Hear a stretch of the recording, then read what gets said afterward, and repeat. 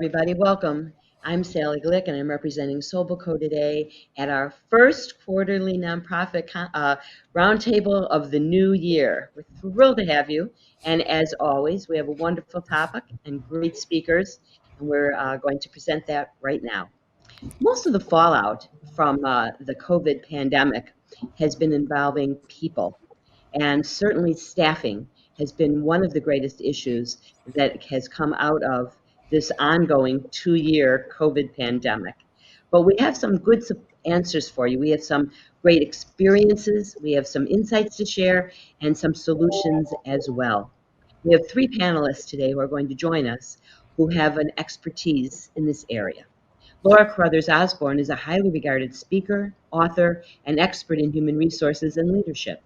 She's the owner and president of Carruthers Consulting, a boutique HR consulting, coaching, and soft skills training firm serving middle market businesses and their owners and nonprofits to help them determine the best ways to attract, integrate, develop, engage, and retain their talent. She's a human resource expert with over 25 years of experience, known for her fast-paced, creative solutions in all areas of HR. Linda Zippo is the president and CEO of the Center for Nonprofits. Her experience in the nonprofit sector spans over 30 years and includes deep expertise in public policy, compliance, and engagement issues, especially those regarding the size, strength, economic, and social contributions of New Jersey's nonprofit organizations, as well as keeping her finger firmly planted on the pulse of current and emerging trends facing the nonprofit community. And Simone Sloan is the founder and CEO of Your Choice Coach, where her mantra is voice, power, confidence. As an emotional intelligence executive coach, she changes the way leaders and their businesses engage with their employees and clients as she emphasizes the human element with a focus on diversity and inclusion. So it is clear why we have selected this panel for you and how excited we are to kick off the new year with some wonderful ideas on how you can manage and retain and have high quality people in your nonprofit organization. So Laura, I'm going to turn it over to you. Thank you, Sally, and all of Sobelco for inviting us for this important webinar. I wanted to say, I know we've got a lot of people on the call. We have a Q&A in the in what would be your right-hand side. You can chat with each other and us in the chat, but if you have a specific question that you'd like us to address, we'd appreciate if you put it in the Q&A, and we'll be monitoring that and potentially answer it live or wait till the end. But I think it makes sense if when you have the question, put it in there, because sometimes you forget by the end of the presentation. What we're going to start with today is some facts and trends and obstacles. So let me pull up some slides that we're going to share with you that we have also put in the handouts for you to have access to later. So Linda, I'm going to turn it over to you. Thank you, Laura, and thanks again to Sally and everyone at Sobelco for convening this important discussion and for inviting me to be part of it. It is a pleasure to be here with this amazing panel, so looking forward to a robust discussion. My plan for the next couple of minutes is just to tee up some of the topics for the conversation, certainly not all of them, but just to share a little bit of information about the landscape that we see at the Center for Nonprofits, and we can go from there. First and foremost, it's always helpful to remember why nonprofits are important to the quality of life and the economy of the state. When we think of nonprofits, we think of the vital services and programs that nonprofits provide that make our lives better, but nonprofits are also a really important part of the economy in New Jersey. Pre-COVID, there were 38,000 501c3 organizations in New Jersey, employing almost 10% of the private workforce in New Jersey, more than many major industries. Nonprofits collectively in New Jersey spend, again, pre-COVID, about $50 billion plus every year, a lot of that in the Garden State. And then, of course, if you add on the talents and energies of 1.5 million plus volunteers, you've got a very robust sector that's really, really important to the economy and to a strong recovery as we try to continue to look and find our way out of this awful pandemic that we are all in. Unfortunately, another trend that has been very, very common in the nonprofit community in New Jersey and beyond is the fact that for many, many years, the sector has been chronically and woefully underfunded. Demand for the services and programs that nonprofits provide has long exceeded the funding and resources needed to provide those services. And we've seen that in the data that we collect. And there are serious implications, especially, I mean, this was exacerbated in the pandemic, as we'll see. But there are lots of implications here for communities that need the programs that nonprofits provide. This slide is from a survey that we conducted. We do an annual survey at the beginning of every year, and Sobelco has graciously and generously supported this. This is from our 2020 survey. And even with a lot of programs being shuttered and suspended in 2020, demand for services far outpaced the funding that nonprofits received. And that's most years this gap will be even higher. And in 2021, we suspect that was the case. That survey data will be coming out. And importantly, among those organizations that said that demand had gone up, only about 3/4 said that they had been able to serve more people during that period. So again, I think you can connect these dots, and it's a really important challenge to keep in mind as we look ahead. This data is a little bit more recent. It's nationwide data from the Federal Reserve, but it just reinforces what we've been seeing in New Jersey. More than 75% of their respondents said that demand for services had increased, and about half of them said that they were less able to serve more people or meet the needs. And expenses had gone up again in 3/4 of the organizations. And importantly for this discussion, staffing levels were down for more than 40% of those survey respondents. Another challenge, of course, is in New Jersey and elsewhere, nonprofits face a really significant diversity challenge. This is not new. Sadly, the needle has not been moving as much as we would like to see, but this data comes from a forthcoming study that we'll be publishing in a few weeks about nonprofit compensation and diversity. We will be publishing two reports. But anyway, you can see here nonprofit staff overall, about 2/3 of the organizations that responded to our survey said that their staff self-identified as white, with approximately 1/3 self-identifying as people of color. That, again, is not as diverse as the population of New Jersey as a whole, but when you compare that with CEOs and boards in the other two graphics, nonprofit CEOs in New Jersey self-identify, at least according to our survey, as 85% white. Boards in our survey, and this moved a little bit compared to our survey 2 years ago, self-identify 71% as white. So when you've got leadership that is not reflective of the population as a whole or the constituency being served, we've got real implications for in so many different dimensions. But again, for this conversation, when we're talking about the labor force and recruitment and executing programs in an equitable way, there's a lot to unpack here. Again, no secret to this group.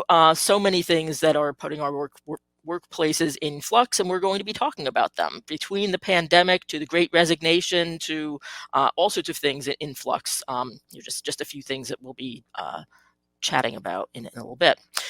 Just to reinforce some of the national data, according to Johns Hopkins, as of December 30th, nonprofit jobs were still down by almost 460,000 compared to pre-COVID February 2020. That's better than I believe it was like 1.5 million at its peak, but still, we're not back to where we need to be. And I believe the latest estimate was that it was going to take another 11 months for those jobs to come back. If, a lot to unpack here. National Council of Nonprofits, which is our nationwide network, there are about 42 groups that have states that have organizations like the Center for Nonprofits in those groups. They did a nationwide survey about staffing shortages, and what they've found is pretty stark as well. Next.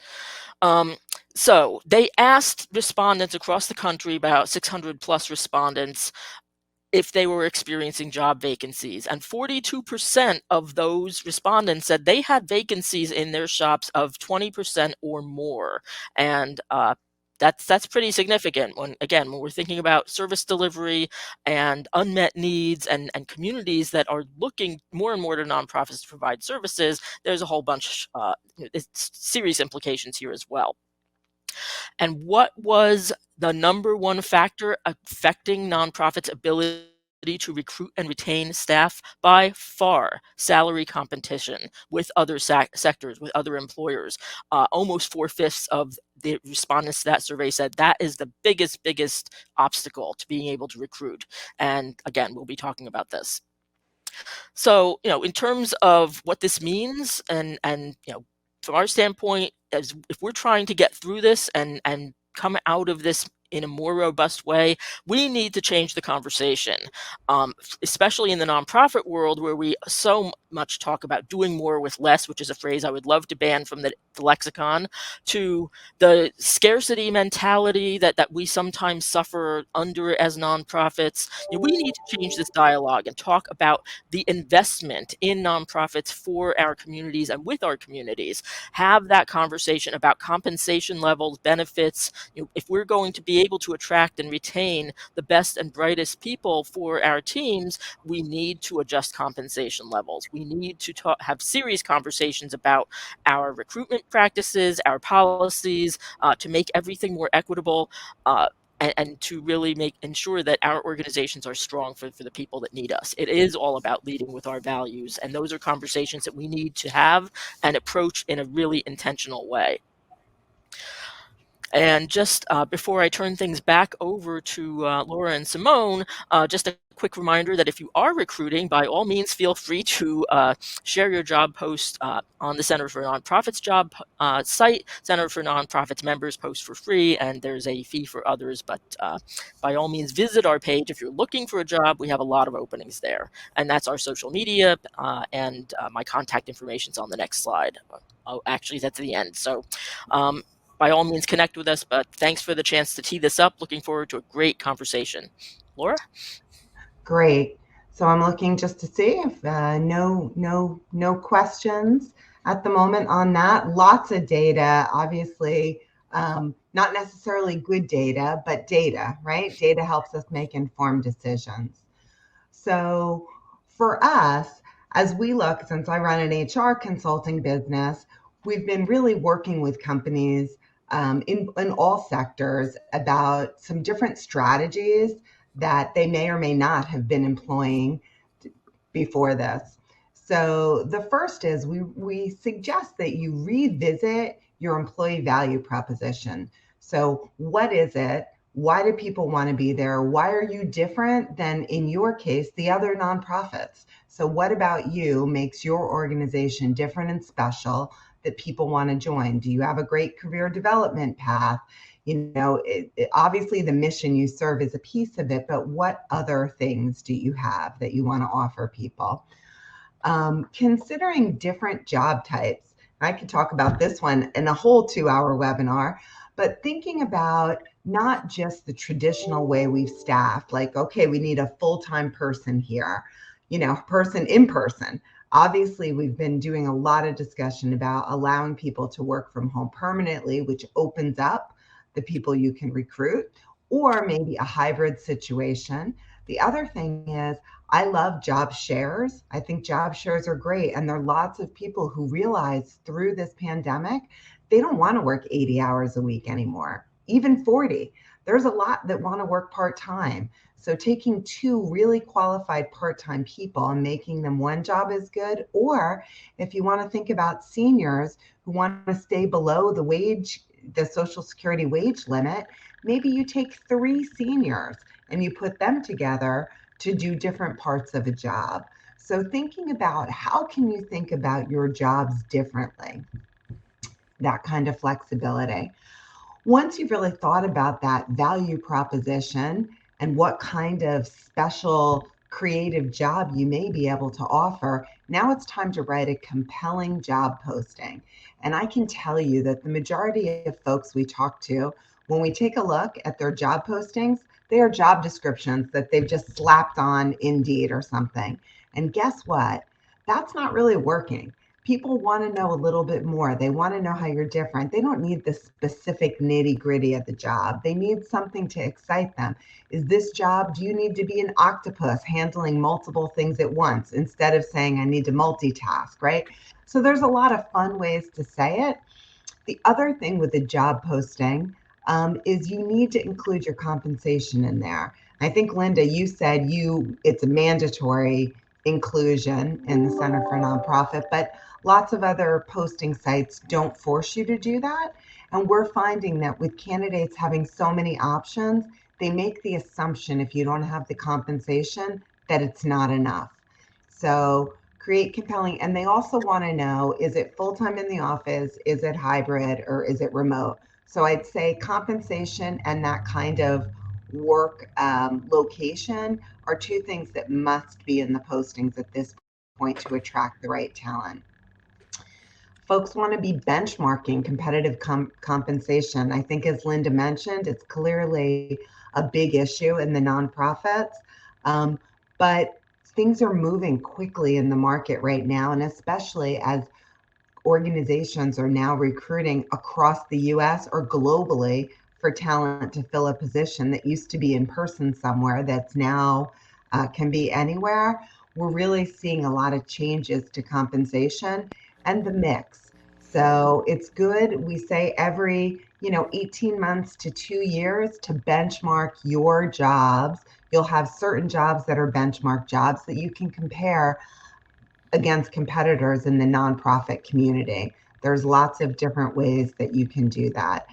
Actually, I see somebody posted a question about how flexible are employee background qualifications. Do you really need a master's degree? Yeah, that's a different part of considering the job types, right? Do you really, I think we go to what we always have done, but sometimes that we can find could potentially exclude people that might be great candidates that don't have that type of background. And you could have some diversity and inclusion issues with some of the criteria that people have put in place over the years as well. So taking a look at those things and really thinking about, do I really need that?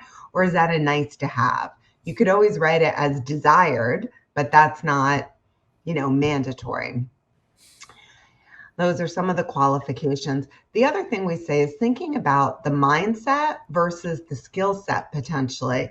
So if you can find that hungry, smart person who really wants to be there and give you their all, and they're trainable, and you can do some behavioral interviews to find out how quick are they? Would they be able to train? Would they be able to learn? But getting somebody with a good mindset that you can train is sometimes better than getting the perfect skill set that's a little stale or just doesn't have that hungry, excited mindset that will help your organization and your energy. Another thing we're suggesting our clients do is solicit candidate feedback. So ask your candidates along the way, how was this process?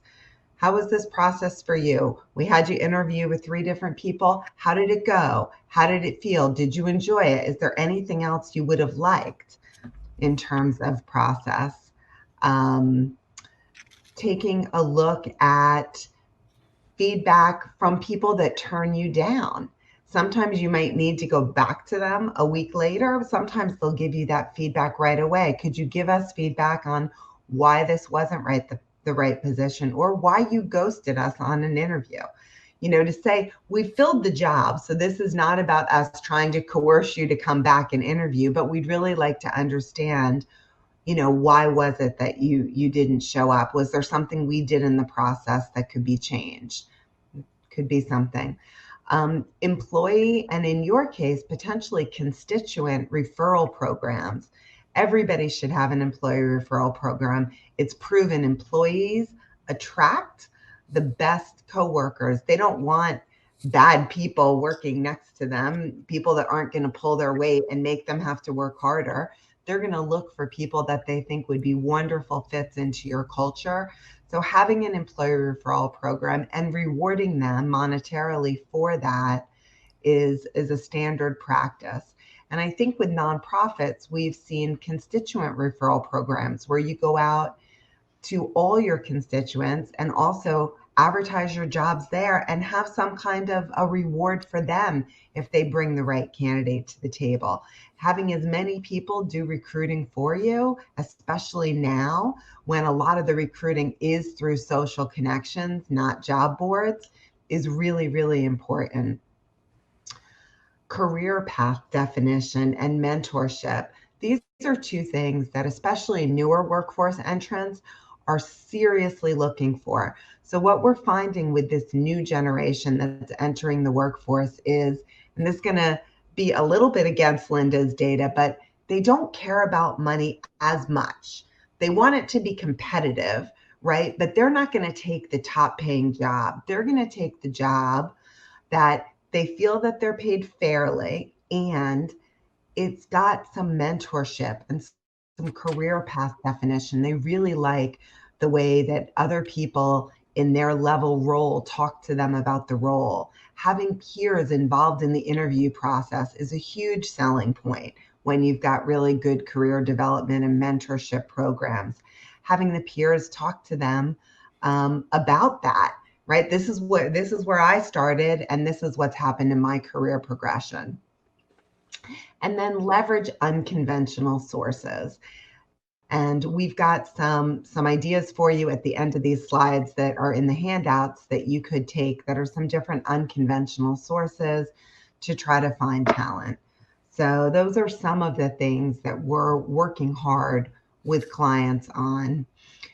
Some of the sourcing ideas are working through your industry and trade related associations, your chambers of commerce, alumni networks in all kinds of organizations, even local veterans organizations. And then there's some different sourcing ideas on the Hire My Moms and, different career centers, Eventbrites, handshakes, diversity job boards, diversity, all kinds of different boards by state. And I think we'll move at this point, as we're getting into there, on kind of diversity and how that can help you as you're looking not only to recruit, but to retain and to address some of these important issues. Simone? Great. Thank you so much. Great to be here with everyone. And as we talk about, thinking through what we've gone through with COVID and where we are with this big resignation, it gives an opportunity also to really reframe the way in which we work, we collaborate, and actually we connect with our employees. A lot of the both employer and employees during this time are reevaluating their relationship to work and the work environment and what that really means for them. And really thinking from a diversity, equity, inclusion perspective, the women who've been impacted as part of this conversation, what's happening, right, in terms of the workforce from that perspective. Thinking through too, just in terms of what does flexibility really mean from that perspective, right? Because sometimes we still have I know we have services that we have to provide, but also there's also this bias too in terms of location. If we're in seats and we're seen every day, then they're ones we may be getting preferential treatments. And so really thinking through from that perspective, what does it mean from a remote to hybrid work environment looks like in terms of flexibility? With that too, thinking through with the managers, do they have the skill sets to manage remotely as well as a hybrid environment? Because there's certain ways through which we have to kind of look at how we manage employees and how they want to be managed and vice versa as part of that relationship. And then also looking at it from, you mentioned compensation, but leisure time too is a negotiable. And so thinking through what does that really mean, especially as Laura mentioned, in terms of the younger generations wanting more leisure time. It's not about work-life balance, it's work-life integration. And so thinking through and reframing what does that look like from an experience perspective. And of course, wellness, right? The biggest thing of all is in terms of what does mental health look like? What does wellness look like? Because that's also an indicator and a measurement that's being used to gauge employees' engagement with the organization. So just thinking through some of those things from that perspective. Absolutely, Simone. And as we look through the at the DEI lens here. Can you talk to us a little bit about, you and I have talked about people really need to walk the talk and that alignment and some of what you're seeing with helping organizations create that? Absolutely. Because compensation is one thing, but the employees are looking at, is it real, right? And as you're thinking through, what does that realness look like? Leaders, how are we communicating about DEI, right? And with that, how are you even defining what it means for your organization, the people in which you're working, the communities in which you're serving as part of that conversation? We need to understand too, in terms of not only what we're not saying, but what should we be talking about? What should we be leaning in at, getting out of our comfort areas to represent? Because the organizations, people are looking at, did you take a societal stance, right? What are you being courageous and having conversations around diversity, equity, inclusion? Internally, also looking at acknowledging and employees, managers who are leading inclusively. That's important, because what you're communicating and informing internally as well as externally is how you're valuing those inclusive behaviors and what you stand for, because we talked about values, and are we really leading with our values? Thinking through, how do we talk about the business, the operations? How do we talk about inclusion and diversity? Are they two separate tracks? And if so, is it more heavily emphasizing the operations of the organization? What you're telling me and informing others too, in terms of the importance of where this falls within the organization, and what's really leading that, right? We're doing great. We have great missions and what we're doing in terms of serving our communities, but a DEI statement might not, if this not there, is DEI in your values? That's important too as part of this. And so thinking through is, how are we integrating our operations and DEI so they're more intertwined as opposed to two separate things? Yeah, I think that's a really great point. And as part of that, I know that we've discussed maybe finding ways to not only test employee engagement, which is super important during this time for retention reasons, is looking at engagement and how you engage people, but taking the pulse of things maybe more frequently. And so, Simone, I know you're a real proponent of like those pulse checks. So tell us a little bit about, what you do there. Absolutely. In terms of, it's really important, especially now, to get in tuned and intertwined with the employees, with the populations that you want to work, the prospects that you are doing, right? And so just in terms of asking, people want to know that you care. Do you care, right? Some people are very burnt out because they care, but what's the other side of the relationship look like, right? And so just by asking them, how are they feeling, right? Doing this sort of survey and seeing what they need for support, you'll be surprised in terms of what they will be willing to tell and share, because they want to be here. They want an environment that will be supportive of their needs. A DEI engagement survey is also great too, as a leveling point if you're not sure where to start. Because what it does do is you can see who feels comfortable, depending on the size of your organization, to identify from a characteristics perspective, and what people are actually feeling from a welcoming, feeling welcome, feeling valued, feeling respected and heard. But also what you're demonstrating too as part of that is the accountability, trust, connection, and the consequences. Because if you hear something that's bad, you're going to say, we're going to work on this. We're not perfect. We're all in this together. Yeah, and that vulnerability is really key that you called out, as we work with leaders on saying we're not perfect. We've gotten this wrong. We made a mistake here. This was our goal for last year. We didn't hit it, right? And showing that you're vulnerable with employees is and honest and transparent is also a really huge thing that this newer generation coming into the workforce especially is really looking for. I don't think anybody expects anyone to be perfect, but they do expect us to be honest, as we've seen from the cancel culture and all those kinds of things in the world today. As we think about fostering these high performing cultures, there's a foundation in that culture that you all do anyway, right? You have this foundation of caring for your cause, for what you're doing, for the people of the cause. but also having that foundation of caring deeply embedded in your organization. And Simone, could you give us some examples of how you've seen that done that's maybe a little bit different from, the normal things we see? Yeah, absolutely. And you're right in terms of the expectations of having DEI embedded into the culture. It's an expectation. The emerging leaders, they're living it, breathing it, right? So it's just a matter of that extension of this being a normal. When you're looking at it in terms of from a diversity, equity, inclusion perspective and infusing that into the culture, culture drives strategy, right? And I think this is where we get the vulnerability and the curiosity to ask, where are the breakdowns taking place within our culture, and putting up the mirror, right, and taking a hard look, but then also getting curious to understanding, why are these breakdowns occurring? Because we may have a different lens from a leadership perspective, but then the employees on the boots on the ground have different lens, and so it's important to align what they see, and this is where another pulse checks comes in. What are they seeing and experiencing versus what I thought? But then the empathy piece comes in, because this is where they're looking for, right? Do we care in terms of the impact of these cultural breakdowns and who it's impacting as part of this conversation? Because then that also initiates opportunities for strategies for us to think about, well, where are we going with this? What do we want to do? What resources do we want to put towards it? The energy, the time.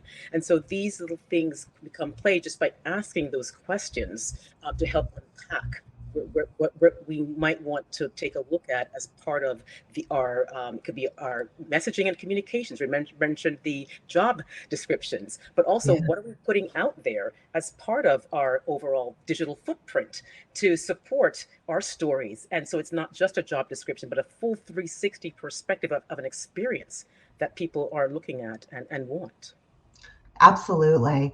And to kind of tack on to that, I think the statistics that I've seen around this great resignation is that less of it is for compensation than people think. More of it is for the way that people were treated during the pandemic. And I put that treatment in two buckets. One is that caring empathy. This company didn't really handle things that well. I put communication kind of in that bucket.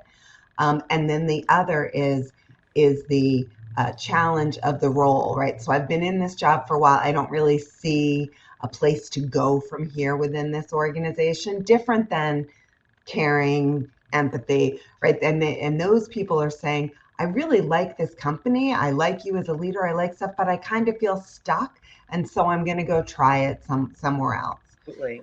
And then compensation. Some people are leaving for compensation, but usually you need one of those other things in addition to the compensation that gets people going. Yeah. And as folks are having honest, transparent conversations, with all of us, I'm sure, Linda, you see this, where somebody's saying, look, I don't see another role here, but I really love this place, but I think I'm going to move on. Maybe I'm going to try for-profit for a while. I'm going to move on. I find that, and we say, it is just as important how you exit someone as how you onboard them. And so making sure that they know you care and that the door is open. I can't tell you how many clients have rehires. A lot of people have that. If you leave here, you're never coming back. I don't know, guys. That's probably not really smart. People are leaving jobs every few years these days. I think to leave the door open for good employees, wish them well. Say, I support you. Call me if you ever need to chat in your new job. If this doesn't work, the door is open. Linda, do you see this? Yeah, I mean, certainly, again, in nonprofits, we have both the opportunity and a special challenge in terms of living the values and being authentic about this. As you kind of said it, I mean, people can spot the hypocrisy a mile away. So you don't want to do that. You need to be very, very, this needs to be top priority, and it needs to be integrated into everything that you're doing. I do want to, it's not really a pushback, but just to amplify the compensation question, because certainly, in a an organization that's well run and doing its and doing right by its employees and whatnot, and really living its values, that extra level of fulfillment and understanding that you are truly making a difference at the end of the day is a real powerful motivator and attractor. There is a but there, and that assumes that the compensation is at least sufficient for people to live on. And in a lot of cases in nonprofits, particularly frontline employees, that is not the case. And that's why, I was kind of reinforcing that we need to have those conversations about compensation levels. And that's not just conversations among us as nonprofits, but conversations with our funders, with government, with policymakers, because we've all been perpetuating, well, we all have not been perpetuating, but for too long, this whole myth that virtue should be its own reward, and that if you're not having to subsidize your compensation with your parents or a significant other or something like that, that's why we're losing good people, and that's why there are a whole bunch of people who cannot afford to work here, and we can't perpetuate that. So again, I absolutely agree with everything that has been said, that there are a lot of intangibles that go into this, but we also have to be very, very honest and very deliberate about changing that conversation, so that keeping people employed and paying a good competitive wage is not Absolutely. that's not an evil, and when it's associated with a nonprofit. Yeah. Right. And as you said, having those difficult conversations with, the funding sources and different areas about, we do need to pay competitively. Right. And I see one of the questions was on benchmark compensation. So I was going to hit this at the end, but we'll talk about that now. So how do you benchmark compensation? Margaret said. So Margaret, it's there are surveys that are done, lots of different surveys from Mercer, from Towers, from Aon, all kinds of surveys, and you find the right one for your organization. Usually you're asked to participate as part of the process. There's usually a pay to be in the survey to begin with, and then you provide your data on what you're paying your employees. They give you lots of templates, full data sets you provide. And then what you get back is a full report that has benchmark compensation. It's by industry, by location, by size. And they split the compensation into base compensation, and they give it to you the 25th, the 50th, the 75th, the 90th. So you kind of know where your population is falling for each job. And then they look at other compensation, which might be incentives or commission or cars or whatever it might be. And you get all that data.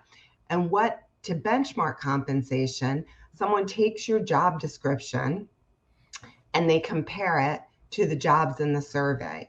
And you find a certain percentage of your jobs in the organization match really well to survey jobs. And those become your benchmark jobs. And you can continue to go back once you've got a good survey, and every couple of years refresh the data when you've got a good match.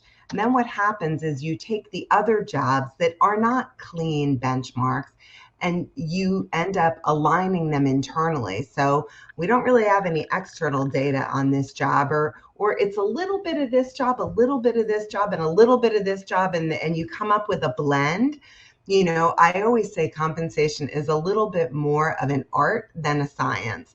So some of it is blending and some of it is just a comparison. So if this person in your organization is basically the same level as this person and that one's a benchmark job, then that's the comp, right? And there's lots of factors. How long has someone been in the job?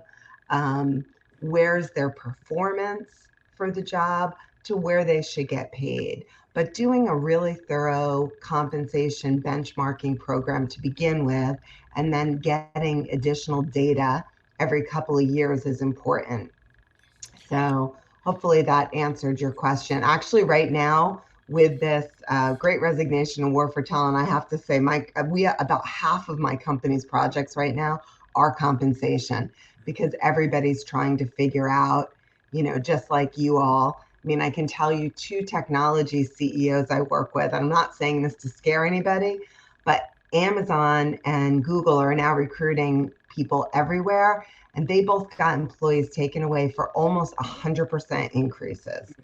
And they were like, oh my gosh, if this is going to happen in general, we better figure out what we're going to do and how we're going to change our pricing to increase our pricing to work with our profit model.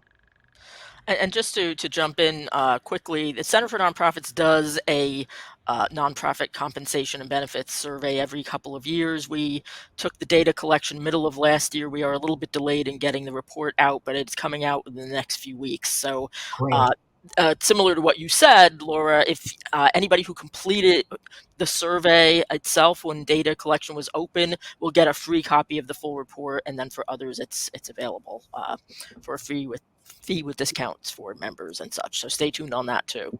Awesome. Thank you, Linda. I know you all have such great data that I'm sure everybody avails themselves to.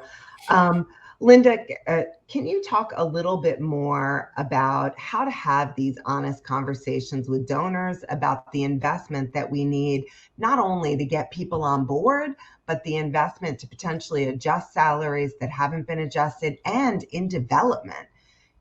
How do you do that when everybody's saying, I want all my dollars to go 100% to the cause? Like what? Yeah, and it's going to take some time because there has been, quite frankly, a lot of damage done by perpetuating that mindset that salaries are bad or all salaries are administration, which isn't true either. So there's a whole and some of these charity rating systems have really done a disservice to the entire community. But I think it starts with, okay, here's our goal, here's our vision for the organization, here's our mission, here is where we want to go, and there's a disconnect here, folks, between here's the vision and here are the resources that are available for us to get there. And if we're going to be successful as an organization for the communities that need us, we need to ramp up capacity. And by to do that, we need, good, talented people. We need enough of them. We need to compensate them appropriately, and so it does start with the board, and to have the conversations with your partners in your funding partners, whether that's government, whether it's philanthropy, it takes on a few different dimensions, and with your donors. I mean, the whole idea is you want to move the conversation away from these awful percent ratios to here's the impact. Here's what our organization is doing in the community. Here is why, it's important for our organization to be strong, financially and programmatically. And so you kind of start with the big picture there, and then it's a lot easier to kind of reinforce that with, okay, and here's what we're paying versus here are what others are paying either in our industry, or here's what we're competing with in the for-profit world or in government. And so it's a fluid kind of conversation, but especially now when over the last 2 years, if the last 2 years didn't reinforce how critical nonprofits are, that's a great springboard for these kinds of conversations, because if we're going to have good, strong recovery, we need good, strong nonprofits in our communities. Yeah, great point, Linda. Thank you. So I see two more questions coming up. So Simone, I'll toss this one to you. Someone would like to hear a little bit more about managing a hybrid group where they're both remote and in the office. What are you telling the leaders you coach about this? Yeah, thanks for that. And that's a really hot topic right now too, in terms of where we are. And one of the things that we look at in terms of the experience that you're trying to create with the remote teams and the hybrid teams, and what that's going to look like from that perspective, in terms of connecting with them more frequently, the engagement that you're having, and also how they want their kind of roles, meaning the employees, to kind of self-manage themselves. So the hierarchy pieces goes out the window. So you have to be able to manage that too as part of this navigation of this new way of working. Two, I really think too, in terms of really identifying the roles and responsibilities of what you're doing when you're remotely, but as well as in a hybrid environment. So that way it's very clear in terms of what the expectations are in both environments, right? And then thinking through too, also from a management perspective, because you're the kind of the front lines now, if you have only remote workers, to the culture. What is that experience? And the managers become very important in terms of helping to navigate that career path and pathing and connecting to the broader understanding of the organization. So I would say in terms of roles, responsibilities, the manager's ability to really have the skill sets and that emotional intelligence to manage these both dynamic environments, and then also the expectations from the employees becomes in terms of what is their experience from onboarding, retaining, and offboarding becomes really important. Yeah, I found I totally agree with you. And we've also seen a lot of companies investing in more management 101 training around setting goals and holding people accountable. Because many times managers were doing that, but kind of having an ear on what someone was doing, and they would give feedback and hold them accountable that way. So having a little more structure around performance management helps. Um, and the other piece I think about is also understanding where the touch points, the pass offs, the implications are. So like those RACI charts are super popular right now, where you're understanding who needs to be informed, who needs to be influenced, like how does what I'm doing touch others? Because many times that was happening in the office with walk-bys, right? Oh, by the way, I went to a meeting and somebody said this. Oh, great. I'm going to change my project. And without those walk-bys and some of that in person, really getting clear on who else needs to know and who should be copied on things just for information. And how are you going to do that in your organization so people's mailboxes don't get overwhelmed, but they get what they need, right? So those are some other pieces. Yeah, stakeholder management becomes very important as part of this process. And if you're not Yeah. used to that, you need that support and guidance to do that. Absolutely. Exactly. And let's see, Dan, do you have any data on the employment of people with disabilities and the pandemic effect? Does anybody, I know I saw something in, it might have been the New York Times that more disabled people were employed during the pandemic because of the remote work environment, and there was more opportunity for employment, but I don't know any statistics. Do either of you? I don't have, go ahead, Linda, if you do. Did you hear the I, same thing? I was really looking at it from two different ways of abilities, right? You have the invisible abilities and the visible perspectives. And a lot of the conversations that I've seen and articles and data with around the neurodivergence, the ones that invisible. And so really ways through which to keep them engaged during this time and keep them connected, right? And what makes them think about how to be more inclusive with this particular group, both physically as well as the invisible types of abilities that exist within the organization. So I think the managers really have to think through how are we engaging them? What types of environments work for them? How structured do their environments need to be in order for them to feel productive? So there are different ways of thinking around that, but the data, I don't have it off the top of my head though in terms of that piece. Yeah. The other piece I think are the mental health concerns, which has become, obviously been brought to the forefront here, and the Olympics continues to bring that to the forefront, which is a wonderful thing that people are now having the conversations. So if we put mental health in this category, there's obviously been a huge pandemic effect on that. I think stress levels have, I want to say, quadrupled. Suicide rates have increased. Like there's lots of mental health issues, which I'm going to guess a lot of you on this call probably serve some of those populations with some of the challenges. Absolutely. Yeah. And I think too, you talked about benefits earlier, and this is where a lot of the clients that I'm working with too are reevaluating their benefits to see what is actually covered from a wellness perspective, from a mental health perspective. So definitely a good time to kind of reevaluate those and how, and the needs again, with your employees and getting in touch with them to see, are they okay? And what resources do they need in addition to? And if we're talking mental health, I think hopefully everybody knows many of the insurance companies have a very simple, very cheap employee assistance program rider that gets added on. And the EAPs have done a lot of great work over the years.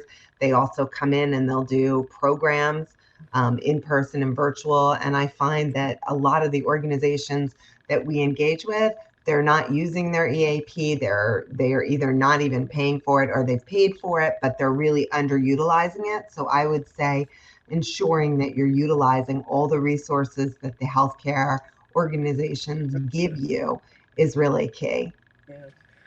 And you talked about job attraction earlier, and I just wanted, because since we're on abilities, even you're down Sure. to your website, right? In terms of the communications and how you actually laying it out, it's important to think about that 360 perspective, especially for the neurodivergence and other abilities, that you have something that they can hear, they can see, and they can easily digest to learn more about you and to engage in a different way.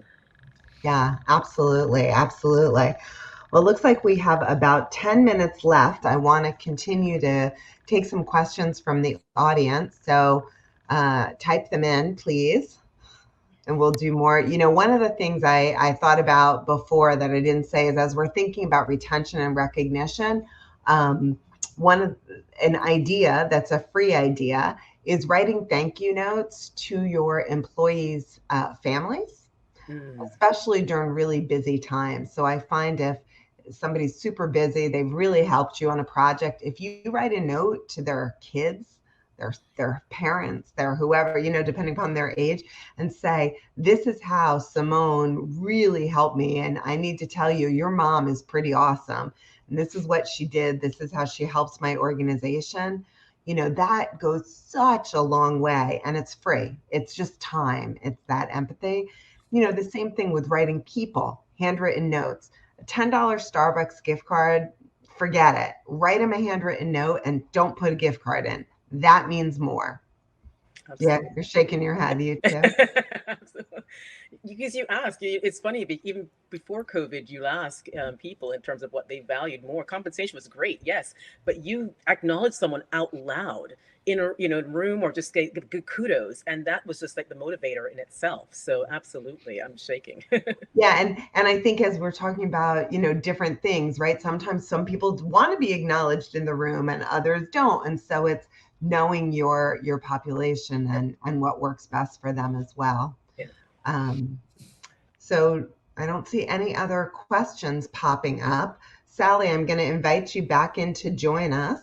And I will also put out there our slide with the information that how you can get in touch with the three of us.